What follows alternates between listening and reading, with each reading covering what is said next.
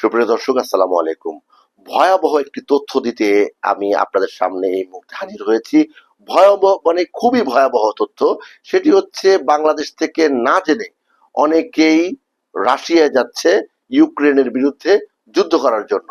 মূলত বলা হচ্ছে দালাল শ্রেণী কিংবা কিছু নাম কস্তে ট্রাভেল এজেন্সি, তারা বলছে যে মালির ভিসা কিংবা বাবুর্চির ভিসা কিংবা অন্যান্য ছোটখাটো বিভিন্ন কাজের জন্য ভিসার কথা বলছে।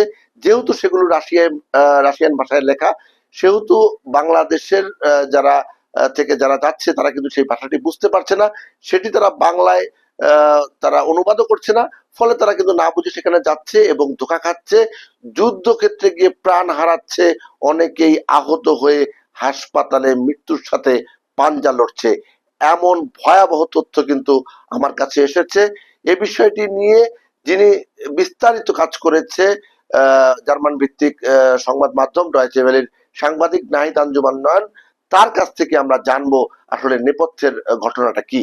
রেমান ভাই, আপনি যেভাবে বলছিলেন যে এই রাশিয়া ইউক্রেন যুদ্ধে বাংলাদেশিদের অংশগ্রহণ কিভাবে হলো, আসলে আমি একটি অনুসন্ধানী প্রতিবেদন করেছি, যেটা খুব শীঘ্রই আপনি দেখেছেন। আপনি নিশ্চয় দেখেছেন যে রাশিয়া ইউক্রেন যুদ্ধে বাংলাদেশিদের অংশগ্রহণ বিষয়ে একটি প্রতিবেদন। এই প্রতিবেদনে শুটিংয়ের সময় বা আমি এই প্রতিবেদনে যখন চিন্তা ভাবনা করতেছি, তখন আমার কাছে অবাক লেগেছে যে এই যে সাধারণ মনে করেন যে কৃষিকাজও কোনোদিন করে নাই, কোনো রকম জীবনযাপন করছে, এই রকম ব্যক্তিদেরকে রাশিয়া ইউক্রেন যুদ্ধে কর্ম দেওয়ার কথা বলে কিছু দালাল চক্র তাদেরকে অতি লোভ দেখাইছে যে এত টাকা পাওয়া যাবে প্রতি মাসে, 1.5 লাখ 2 লাখ এরকম একটা অর্থের কথা বলেছে। সেই সময় এই সাধারণ মানুষগুলা এই তার জমি জায়গা বিক্রি করে বিভিন্ন জায়গা থেকে লোন নিয়ে তারা হচ্ছে দালালের মাধ্যমে রাশিয়ায় যায়। তাদেরকে রাশিয়া ইউক্রেন যুদ্ধে বাবুর্চির কাজের কথা বলে এদেরকে রাশিয়াতে নিয়ে যায়। রাশিয়াতে নিয়ে যাওয়ার পরে যেটা ঘটে যে এই সাধারণ মানুষগুলো তো জীবনে কোনোদিন এত বড় যুদ্ধের আর্মস বা যুদ্ধ করার কোনো অভিজ্ঞতা নেই। এদেরকে 15 দিনের একটা ট্রেনিং করানো হয় এবং রাশিয়ান পেপারে সিগনেচার করানো হয়। সেই পেপারে কি আছে না আছে এরা কিছুই জানতো না। সিগনেচার করে দেওয়ার পরে তারা এই যুদ্ধে প্রশিক্ষণ নেয় রাশিয়াতে। রাশিয়া প্রশিক্ষণ নেওয়ার পরে তারা ইউক্রেনের সাথে যুদ্ধে যায়। রাশিয়ার যেসব অঞ্চলে যুদ্ধ হচ্ছে ইউক্রেনের সাথে, সেসব জায়গায় তাদেরকে পাঠানো হয়। এমনিতেই বিদেশ শুনলে, ইউরোপের দেশ শুনলে বাংলাদেশি সাধারণ মানুষ যারা রয়েছে তাদের মাঝে একটা উৎফুল্লতা কাজ করে যে ইউরোপে গেলাম, জীবন বদলে যাবে। আসলে ইউরোপে গেলেই কিন্তু আপনার জীবন বদলে যাবে না, কারণ ইউরোপের যে দেশে আপনি যাবেন সে দেশে তো কাজ থাকতে হবে, আর যেই কাজ রয়েছে সেই কাজের যোগ্যতাও আপনার থাকতে হবে। আপনার যোগ্যতা নেই, আপনি ভাষা জানেন না, আপনি সেখানকার সংস্কৃতি জানেন না, আপনি সেখানকার কিছুই জানেন না, না জেনে আপনি সেই দেশে চলে গেলেন, গিয়েতে পড়বেন মহা বিপদে। এবং বিপদে পড়ার পরে যেই এজেন্সি পাঠাবে কিংবা বাংলাদেশ সরকার যখন এটা তদারকি করবে, সেগুলো বিভিন্ন দপ্তরকে কিন্তু দোষারোপ করা হবে। আসলে কিন্তু তা নয়। আপনি যাবার আগে এতগুলো টাকা খরচ করে যাচ্ছেন, নিশ্চয়ই আপনার ভালোভাবে জেনে সেই দেশে যাওয়া উচিত। এই মুহূর্তে একটি বড় চক্র, যেই চক্রের সঙ্গেও কিন্তু এই যে কথা বললেই রাজনীতির কথা চলে আসে, সেই চক্রের সঙ্গে আওয়ামী লীগ যুক্ত। অর্থাৎ এরই মধ্যে অবৈধভাবে রাশিয়ায় যাদেরকে পাঠানো হয়েছে যুদ্ধক্ষেত্রে, তাদেরকে যারা পাঠিয়েছে এমন যে ট্রাভেল এজেন্সির নাম এসেছে, সেই এজেন্সির মালিক কিন্তু আওয়ামী লীগ। আওয়ামী লীগের এই যে সমর্থক, আওয়ামী লীগের এই যে নেতা যারা এই কাজগুলো করছে, তারা শুধুমাত্র রাজনৈতিকভাবে রাজপথে কিংবা সোশ্যাল মিডিয়ায় যে ষড়যন্ত্র করছে তা কিন্তু নয়।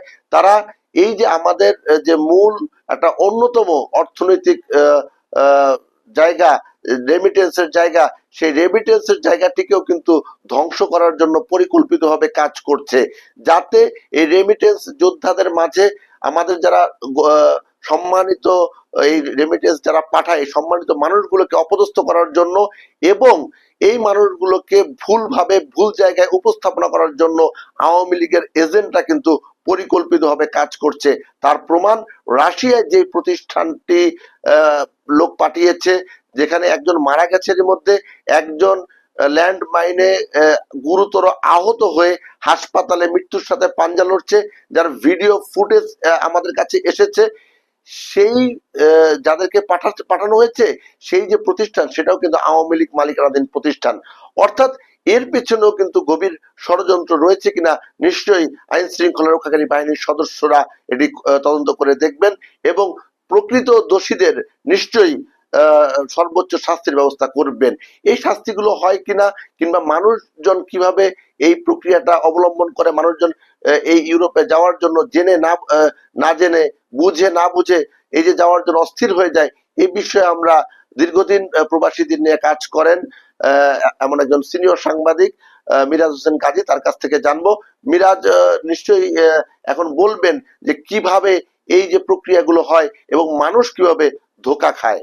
সাম্প্রতিক সময়ে রাশিয়া নিয়ে যেই খবরগুলো আমরা দেখতে পাচ্ছি যে আমাদের অনেকেই সেখানে যাওয়ার জন্যে একটি অসাধু চক্র তাদেরকে নানাভাবে প্রলুব্ধ করছে এবং কর্মী বন্ধুরাও সেই প্রলোভনে পা দিচ্ছে। অনেকেই বুঝে, অনেকে না বুঝে এই অনিশ্চয়তার পথে যাচ্ছেন এবং সেখানে যাওয়ার পরে কিন্তু এই যুদ্ধ পরিস্থিতির মধ্যে তাদেরকে কিন্তু কোনো কাজ বা ভিসা বা জবের জন্য তাদেরকে সেখানে নিচ্ছে না এবং সেখানে এরই মধ্যে কিন্তু বাংলাদেশিরা আহত হওয়ার ঘটনাও কিন্তু ঘটেছে।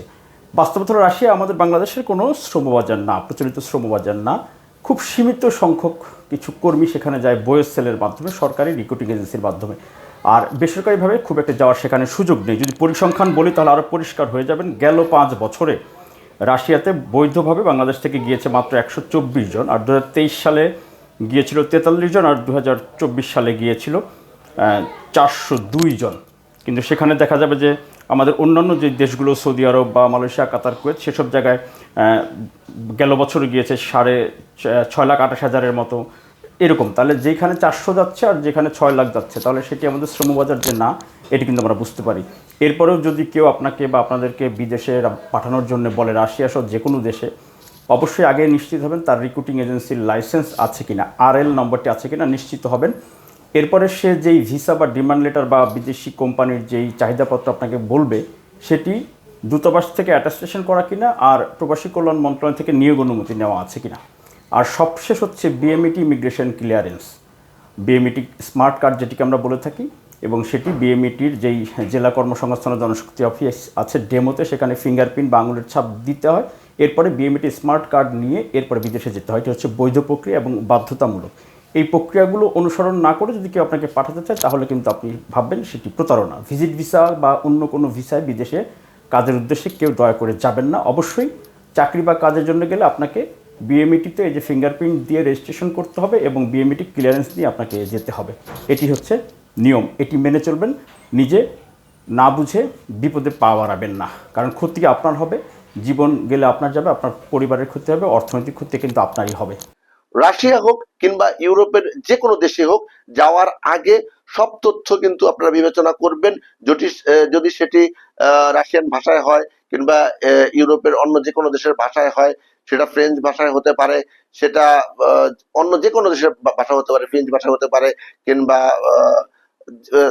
ইংরেজিতে হতে পারে, অথবা মধ্যপ্রাচ্যের কোনো দেশে যদি যান আরবিতে হোক, সেই ভাষাগুলো কিন্তু বাংলায় খুব সহজেই ফকিরাপুর সব বিভিন্ন এলাকা আছে যেখানে বাংলায় অনুবাদ করা হয়। আপনারা অনুবাদ করবেন, অনুবাদ করে জানবেন যে আসলে যে দেশে যাচ্ছেন সে দেশটার আপনাকে কি ভিসা দেওয়া হচ্ছে এবং সেই ভিসার মেয়াদ কত, প্রকৃত কত টাকা লাগছে, আপনার কাজের ধরন কি হবে, কয় ঘন্টা কাজ করা লাগবে, এগুলো জেনে তারপর যাবেন। আর প্রবাসী ভাইরা রয়েছে অনেকেই যারা কোনো লাভ ছাড়াই তারা সাহায্য সহযোগিতা করে, বিভিন্ন ভালো পরামর্শ দিয়ে থাকে। আপনি এগুলো জানবেন, প্রয়োজনে তাদের সঙ্গে যোগাযোগ করবেন, যারা গণমাধ্যমে কাজ করে তাদের সঙ্গে যোগাযোগ করবেন, করে এরপরে আপনারা নিশ্চিত হয়ে সঠিক জায়গায় যাবেন। অন্যথায় জায়গা জমি বিক্রি করে কিংবা ধার দেনা করে একটা জায়গায় গেলেন, গিয়ে মৃত্যুর মুখে পড়লেন, এটা কিন্তু কারোই কামনা হতে পারে না। আপনাদের সকলের সুস্বাস্থ্য মঙ্গল কামনা করছি, বিশেষ করে প্রবাসী ভাই যারা রয়েছে আপনাদের দীর্ঘায়ু কামনা করে আজকের পর্ব এখানে শেষ করছি। সবাই ভালো থাকবেন, সুস্থ থাকবেন। আল্লাহ হাফেজ।